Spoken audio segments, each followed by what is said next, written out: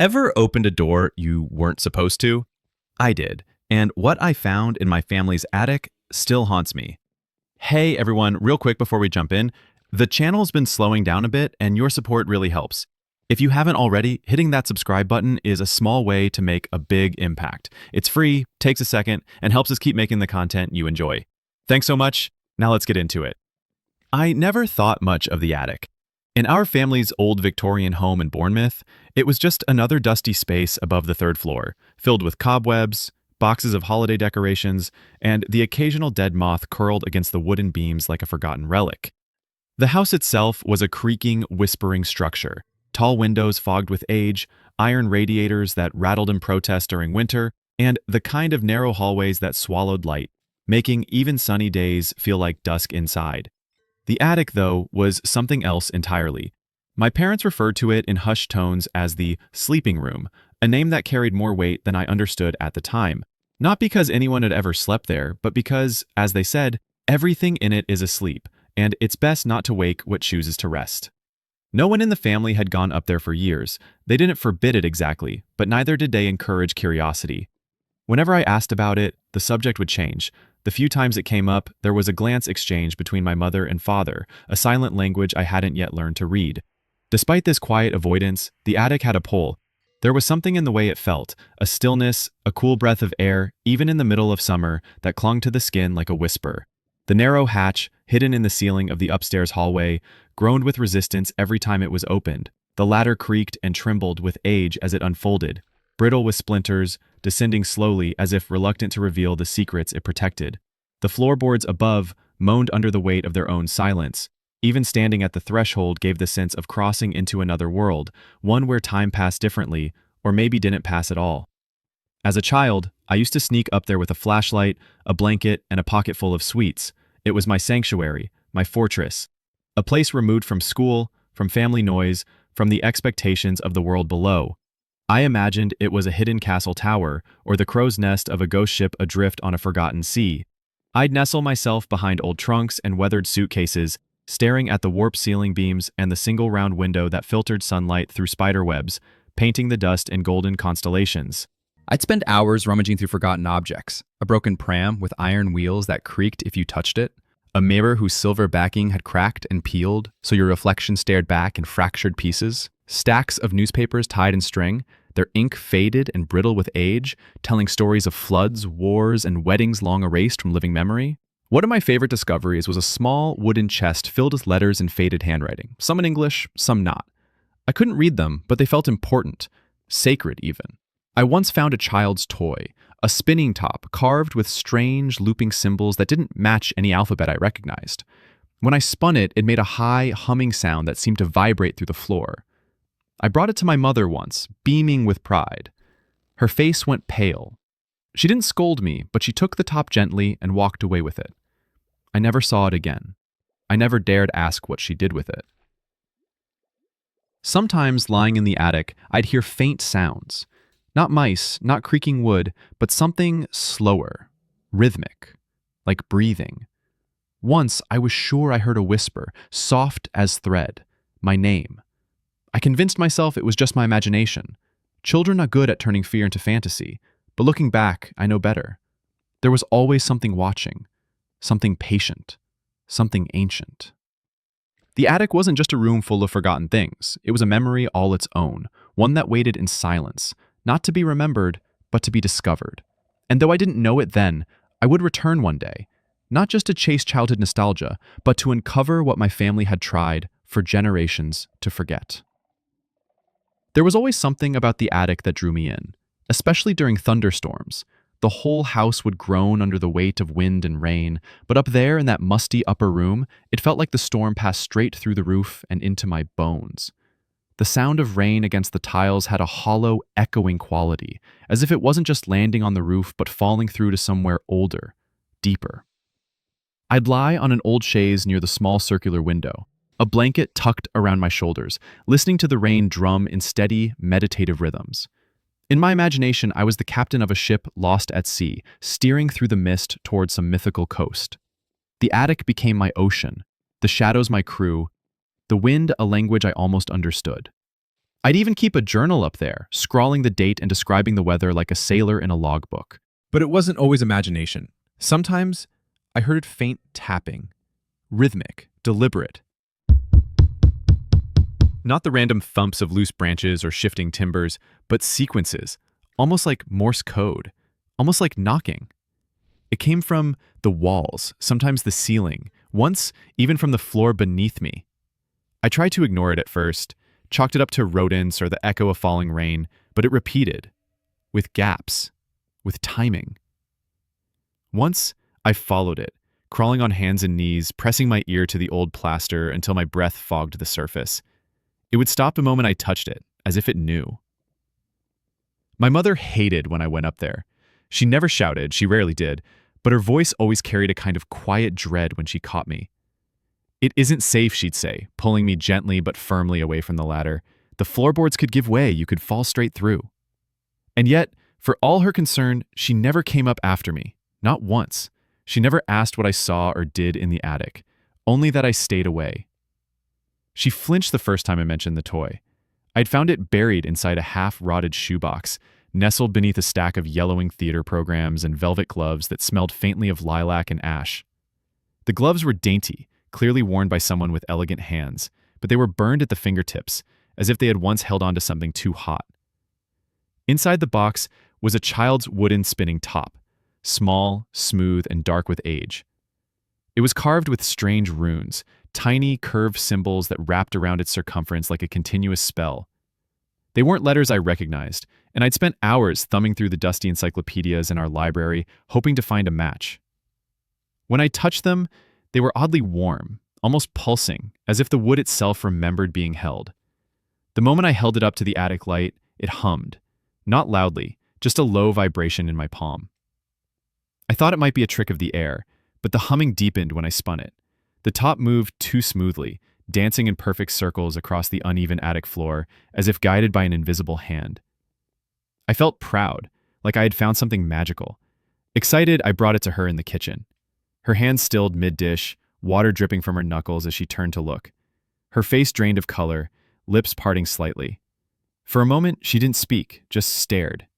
Then, she took the top from me, with slow, deliberate hands, as if she were handling something volatile. She didn't scold me, didn't ask where I found it. Instead, she walked across the hall to the old armoire by the stairs, the one I'd never seen opened, and placed it inside a drawer lined with velvet. Then, she turned the key.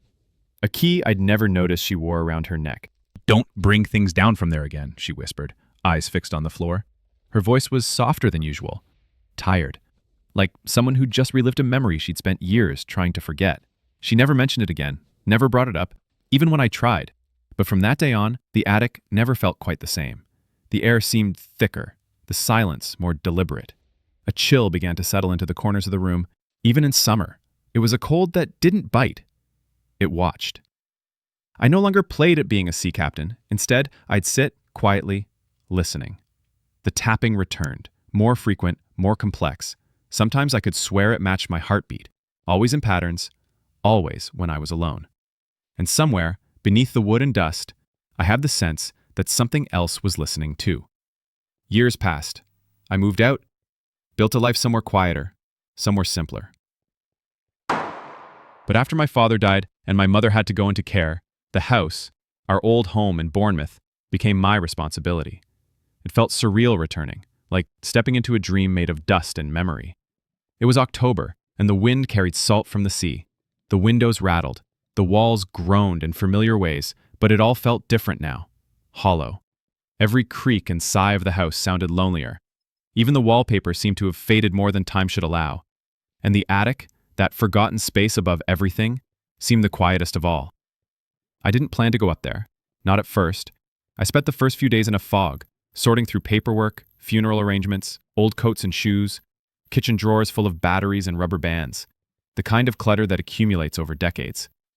It wasn't until I dusted my parents' bedroom dresser that I found the key. It was an old brass thing, the kind you'd expect to open a grandfather clock or a tiny locked diary. But it was tied to a faded red ribbon, not crimson, not scarlet, but something in between, a color like dried blood. It had been tucked behind a photograph of my mother, young and laughing, holding me as a baby on the front steps. The moment I touched it, I felt a chill. Not in my skin, but deeper, somewhere in the back of my mind. The ribbon trailed through my fingers like a whisper. I knew, without knowing how, that it was for the attic trunk. The attic hadn't changed. It smelled of time and wood and forgotten air. I climbed the ladder slowly, each step creaking in protest, and when I reached the top, I hesitated. It felt like stepping into a memory, and being watched by it. I found the chest, buried under a moth-eaten quilt, the same dusty green one that used to hang over the banister at Christmas. The chest itself was beautiful in a strange, heavy way, dark wood, bound with iron, etched with the same looping carvings I had seen years ago on the spinning top. I hadn't thought of that toy in years, but seeing those runes again sent a shiver down my spine. I unlocked it. When the lid creaked open, something changed in the air. A shift so slight, it was like the room had exhaled. Not in relief, but in anticipation, a release after holding its breath for decades. Inside, carefully nestled among layers of black velvet and yellowed parchment, was a mirror. It was oval, set in a deep black frame that seemed to absorb the light. The wood was cold under my fingertips, not just temperature, but wrong, like touching metal in a thunderstorm. As I leaned over it, the glass shimmered. It didn't reflect me. Not exactly. I saw myself, older, hollow-eyed, with streaks of gray in my hair I didn't have. My posture was different, my mouth was tight, and behind me, there was something else, something standing just outside the reach of the frame. Tall, thin, watching. It wasn't moving, but I had the undeniable, absolute feeling. It was waiting for me to turn around. Panicked, I slammed the mirror shut and dragged the chest toward the attic window, where more light streamed in. The moment the lid closed, I felt a pressure lift from the room, like something had retreated, for now. My hands trembled. My breath caught in my throat. It took several minutes before I could steady myself enough to examine the rest of the chest. Underneath the mirror, beneath a false bottom I hadn't noticed at first, I found a stack of letters tied tightly with fraying twine. The paper was delicate, almost translucent with age, but I recognized the handwriting immediately. My grandmother's script, loopy and precise. Each envelope was addressed to my mother, yet none had ever been opened. They bore no stamps, no dates, just names and warnings. I opened the topmost letter with shaking fingers. It began simply, "If you're reading this, then it means the mirror has been found." The rest of the letter unraveled like a confession and a plea, all at once. My grandmother spoke of things hidden, of voices she once heard in dreams, of a darkness that moved behind glass. One line stuck with me like a thorn under the skin. The mirror must never be opened on All Hallows. The hunger stirs when the veil thins. The phrase repeated, in different letters, with growing urgency. She had tried to destroy it, my grandmother wrote, but it always reappeared, tucked in closets, under beds, once even hanging from the tree out back. My great-grandmother had sealed it, with symbols she believed would hold, but nothing held forever. The best they could do was forget, and forget they did. But I remembered, and now it remembered me. I couldn't leave it at that. The hunger for answers, the safe kind, drove me to the historical archives in town. I combed through records, reaching back through dust-laden volumes and brittle parchment. A woman helped me, elderly, with cataract-clouded eyes that saw more than they should have. When I showed her a sketch of the carvings, her face paled.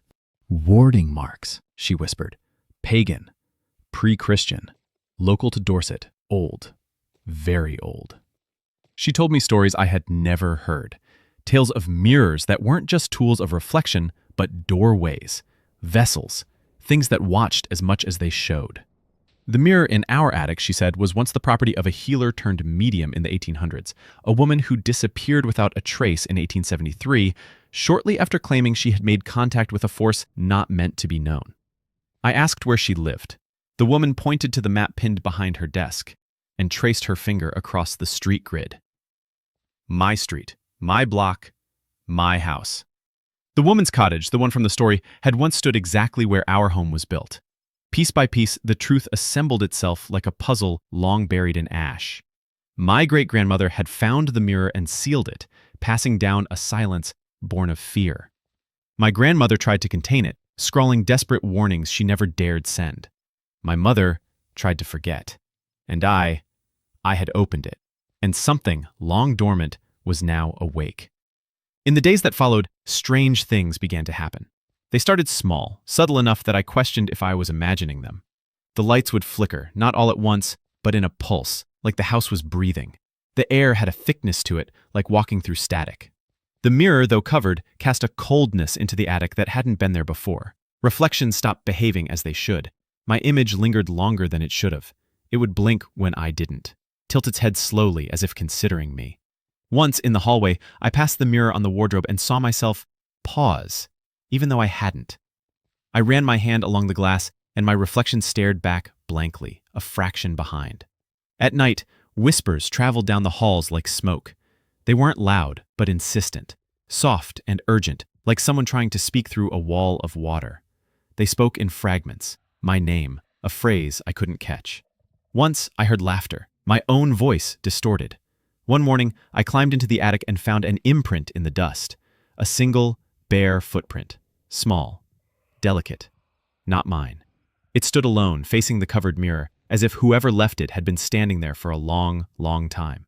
The mirror's cloth covering had shifted, not fallen, not blown, but folded back slightly at the corner, like a curtain pulled just enough to peek through. That was the day I called my mother. Her voice was brittle, like old glass. She didn't ask how I was, no pleasantries, no small talk. Only one question, tight with dread. Have you looked into it? I hesitated, then lied. No. I wish I hadn't. I wish I had told her the truth, that I'd seen it, that I'd felt it watching me, that it had whispered my name in my sleep, that it followed me in dreams.